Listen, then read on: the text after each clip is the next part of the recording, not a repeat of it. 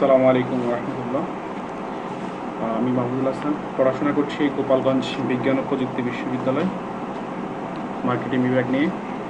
আজকে আমি দুটা সাবজেক্টের উপরে ক্লাস নিব। যে আমার মেইন টপিক হচ্ছে পার্টস অফ স্পিচ। তো সেখান থেকে নাউন প্রোনাউন নিয়ে মেনলি আজকে ডিসকাশনটা হবে। তো আসলে আমরা ছোটোকাল থেকে পড়ে আসি নাউন প্রোনাউন বা পার্টস অফ স্পিচের যে মেন বিষয়গুলো নিয়ে। এখন যদি আমি এখানে আপনার ডেফিনিশনটা যদি আপনি বলি, যে সেক্ষেত্রে স্পেসিফিকভাবে কোনো কিছুর নামটাকে নাউন বলতেছে, অর্থাৎ আপনি ডিফাইন করতেছেন কোনো একটা বিষয়। ডিফাইন করা সম্বোধন করার ক্ষেত্রে যে যে জিনিসটাই ব্যবহার করছেন সেটাই নাউন। তো এই ক্ষেত্রে নাউনের ক্লাসিফিকেশন যদি আমরা চিন্তা করি, সেক্ষেত্রে আমরা 5 প্রকার জানি। আবার কাউন্টেবল আনকাউন্টেবলের উপরে ভিত্তি করে, অর্থাৎ গণনার উপরে ভিত্তি করে সেটাকে আবার 2 ভাগ করেছে। তো সর্বমোট যদি বলা যায়, তাহলে সেক্ষেত্রে মোট নাউন আপনার 7 প্রকার। আর যদি বলে মেন মূলত নাউন কয় প্রকার, সেক্ষেত্রে 5 প্রকার। তো নাউনের প্রকারভেদগুলো আমরা যদি একটু বলি, সেক্ষেত্রে আমরা proper noun, common noun, concrete noun, abstract noun, collective noun, countable noun, uncountable noun. তো এখানে মোট 7 প্রকারের যে বিষয়টা। তো প্রপার নাউনের ক্ষেত্রে কোনো নির্দিষ্ট নামের ক্ষেত্রে প্রপার নাউনটা বোঝানো হয়।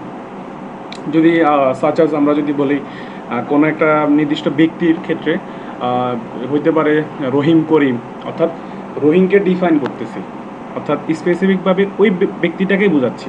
তাহলে সেক্ষেত্রে কী সেক্ষেত্রে এটা প্রপার নাউন হচ্ছে। যেমন আমরা যদি যে বয় বলি, তাহলে বয় ক্ষেত্রে সকল বয়কে, অর্থাৎ সকল বালককে বোঝাচ্ছে। যদি বলি এ বয় দা বয়, অর্থাৎ কোনো কমন নাউনের আগে যদি আমরা এ বা দা অর্থাৎ ডিটারমিনেন্ট যখন ইউজ করতেছি, তখন সেক্ষেত্রে সেই কমন নাউনটা স্পেসিফিকভাবে প্রপার নাউন হয়ে যাচ্ছে, অর্থাৎ এই বিষয়টাকে বোঝানো হচ্ছে। তো প্রপার নাউন নিয়ে আসলে সে ব্যক্তিবাচক হইতে পারে, বস্তুবাচক হইতে পারে, কোনো একটা বিষয় যে কোনো কিছুর নামই হইতে পারে। অর্থাৎ নাউনের ক্লাসিফিকেশনের ক্ষেত্রে প্রথম বিষয় বলছি কোনো কিছুকে ডিফাইন করা, কোনো কিছুর সম্বন্ধ করা। সম্বন্ধটা যদি কোনো নাম ভিত্তিক হয়, সে নামটাই নাউন, অর্থাৎ সেটাই নাম। এখন এই ক্ষেত্রে আপনার যে আমরা ক্লাসিফিকেশনগুলো করছি, সেটার ভিতরে প্রপার নাউনটা নির্দিষ্ট একটা ব্যক্তিকে বোঝাচ্ছে, নির্দিষ্ট একটা বস্তুকে বোঝাচ্ছে, নির্দিষ্ট একটা যে কোনো কিছু একটা বোঝাচ্ছে, সেখানে প্রপার নাউন বলতেছি। তার পরবর্তী যে আমাদের যে ডিসকাশনটা হবে, সেটা আমাদের কমন নাউন নিয়ে। কমন বলতে কি, আমরা যখন একটা কোথাও যাই, কোনো দোকানে বা কোনো যে কোনো স্টোরে বা আউটলেটে যাই, তো আউটলেটে যাওয়ার পর হয় কি, আমরা অনেক সময় অনেক কিছু বাই করি। হ্যাঁ, আমি একটা ফ্রেন্ড নিয়ে গেলাম, তো ফ্রেন্ডটা কোনো একটা বস্তু বা কোনো কিছু একটা কিনলো। তো কেনার পরে যদি আমি তাকে বললাম যে বন্ধু, এটা তো কমন হয়ে গেছে। কমন হয়ে গেছে বিষয়টা কি, অর্থাৎ তোমার এই বস্তুটা, এই জিনিসটা অন্য অনেকের সবার কাছে আছে, অর্থাৎ কমন হয়ে গেছে, অনেক বেশি হয়ে গেছে। তো এক্ষেত্রে কমন নাউন এমন একটা বিষয় যেখান থেকে একটা ওয়ার্ড দিয়ে ওই জাতীয় সকল দ্রব্য সব কিছুকে বোঝাচ্ছে। যদি আমি বলি স্টুডেন্ট, এখন স্টুডেন্ট বলতে এখানে স্পেসিফিক বলি না দা স্টুডেন্ট, এই স্টুডেন্ট, বা রহিম ইজ এ স্টুডেন্ট, এভাবে বলি নাই। আমি বলছি স্টুডেন্ট বা বয়, অর্থাৎ সকল বালককে বোঝাচ্ছে, সকল স্টুডেন্টকে বোঝাচ্ছে। স্পেসিফিকভাবে বলতাম যে এই স্টুডেন্টটা, তখন সেক্ষেত্রে কী হতো, সেক্ষেত্রে এটা প্রপার নাউনে চলে যেত, অর্থাৎ আমি ইন্ডিকেট করে দিচ্ছি এটা। তো কমন নাউন আসলে কোনো একটা বিষয়কে একটা নাম দিয়ে পুরো সবাইকে একসাথে সেটা বোঝানো হবে। যে এক্সাম্পল হিসেবে যদি আমরা বলি, যদি সিটি, এখন দেখেন সিটি বলতে সকল সিটিকে বোঝাচ্ছে। যদি আমি এখন যদি বলি ঢাকা সিটি, তাহলে এই যে সকল সিটি থেকে ঢাকা সিটিটাকে আমরা ডিভাইড করে ফেলতেছি, অর্থাৎ আলাদা করে ফেলতেছি। আর ঢাকা সিটিটা তখন কি হচ্ছে, কমন নাউন থেকে প্রপার নাউনে চলে যাচ্ছে। অর্থাৎ কমন নাউন ওই সকল নাউন যে নাউন দিয়ে এক নাম দিয়ে ওই জাতীয় সমজাতীয় সবাইকে বোঝাচ্ছে। তো এই ক্ষেত্রে আমরা যদি আবার একটা উদাহরণ দিই, মাউন্টেন। আচ্ছা, মাউন্টেন আমরা অনেকগুলো পর্বতমালাকে বোঝাচ্ছে মাউন্টেন। এখন যদি মাউন্ট এভারেস্টটা বলি, অর্থাৎ এভারেস্ট যে পাহাড়টা আছে, এভারেস্ট যে এই পাহাড়টা আছে, ওটাকে ইন্ডিভিজুয়ালি বোঝাচ্ছে। এখন যদি মাউন্ট বলি, তো মাউন্টেন যেটা বলতেছি, সেটা সকল পর্বতমালাকে বোঝাচ্ছি, স্পেসিফিক কোনো পাহাড়কে বোঝাচ্ছি না, বা কোনো পর্বতমালাকে বোঝাচ্ছি না। তো এই ক্ষেত্রে হচ্ছে কমন নাউনের যে বিষয়টা হচ্ছে সেটা হচ্ছে এক নাম দিয়ে সবাইকে কী করবে, এক ক্লাসের ভিতরে নিয়ে আসবে। তো থার্ডলি যে বিষয়টা কনক্রিট নাউন নিয়ে আসলে কনক্রিট নাউন অ্যাবস্ট্রাক্ট নাউন এটা আবার গণনার ক্ষেত্রে হচ্ছে আনকাউন্টেবল নাউনে চলে আসে। আবার এই দুটো টপিকের ভিতরে হচ্ছে বুঝতে সমস্যা হয় কোনটা কনক্রিট নাউন কোনটা অ্যাবস্ট্রাক্ট নাউন। তো এই বিষয়টা হচ্ছে একটু পরে ডিসকাস করতেছি। ফার্স্ট অফ অল আমি যদি কনক্রিট নাউনের ডেফিনেশনে যাই, সেক্ষেত্রে আমি দেখতেছি যে কি কনক্রিট নাউনটা হচ্ছে এমন এক নাউন যে নাউনটা হচ্ছে আপনার হচ্ছে ম্যাটেরিয়াল নাউনও বলা হয়। হ্যাঁ, তো ম্যাটেরিয়াল নাউন বলতে কি বোঝাচ্ছে, অর্থাৎ যেটা হচ্ছে বস্তুবাচক, যে যাতে গণনা করা যায় না কিন্তু তাদের কি করা যায়, ধরা যায়, ছোঁয়া যায়। কি বলি, যদি আমি এখন একটা টেবিলের উপরে বসে আছি, এর টেবিলটা কি কনক্রিট নাউন বা ম্যাটেরিয়াল নাউন যেটা বলতে পারি।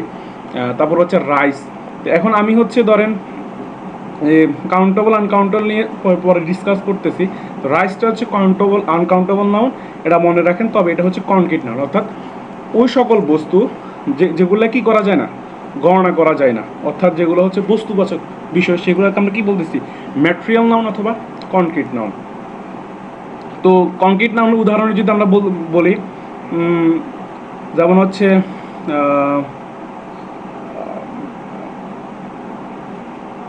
হচ্ছে মিউজিক, ডগ, অ্যাপেল, অর্থাৎ এগুলো বস্তুবাচক বিষয়।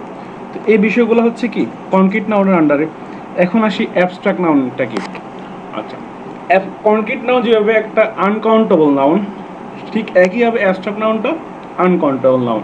এখন এই আনকাউন্টেবল নাউনের ক্ষেত্রে আমরা কেন অ্যাবস্ট্রাক্ট নাউন আর কনক্রিট নাউন আলাদা বলতেছি, একসাথে কেন বলতেছি না, এক্ষেত্রে হচ্ছে যেটা হচ্ছে আমার পঞ্চ ইন্দ্রিয় দিয়ে গ্রাহ্য করতে পারি, সেই বিষয়টা আমরা অ্যাবস্ট্রাক্ট নাউন। কীরকম, যেন আমি বললাম হচ্ছে কনক্রিট নাউনে যেটা ধরা যায়, ছোঁয়া যায় কিন্তু কাউন্ট করা যায় না, সেটা আমরা কনক্রিট নাউন বলতেছি, বস্তুবাচক বিষয়ের ক্ষেত্রে বলতেছি।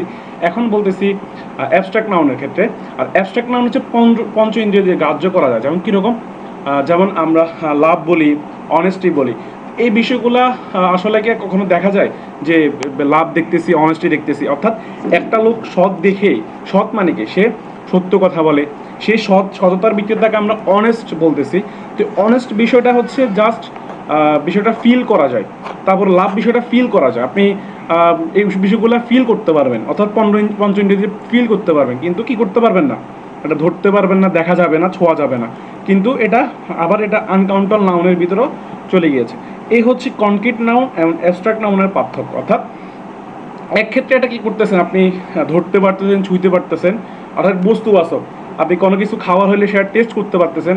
কোনো যদি বসার জায়গা হয়, টেবিল, চেয়ার, আপনি বসার উপযোগটা নিচ্ছেন, কিন্তু সেটা আপনি ধরতে পারতেছেন, দেখতে পারতেছেন। কিন্তু অ্যাবস্ট্রাক্ট নাউনের ক্ষেত্রে হচ্ছে কি, আপনি ফিল করতে পারতেছেন। কীরকম, যে আপনি কি অনেস্ট, লাভ, তারপরে স্যাডনেস, হ্যাঁ সরণের যে আমরা যাই বলি, তো এই বিষয়গুলো হচ্ছে আপনি ফিল করতে পারতেছেন। আপনার পঞ্চ ইন্দ্রিয় দিয়ে কী হচ্ছে, আপনি গ্রাহ্য করতে পারতেছেন। দ্যাট মিনস এটা হচ্ছে কি আপনার হচ্ছে অ্যাবস্ট্রাক্ট নাউন। তো আচ্ছা, এক কালেকটিভ নাউন এখন আমার যে আলোচনার বিষয়।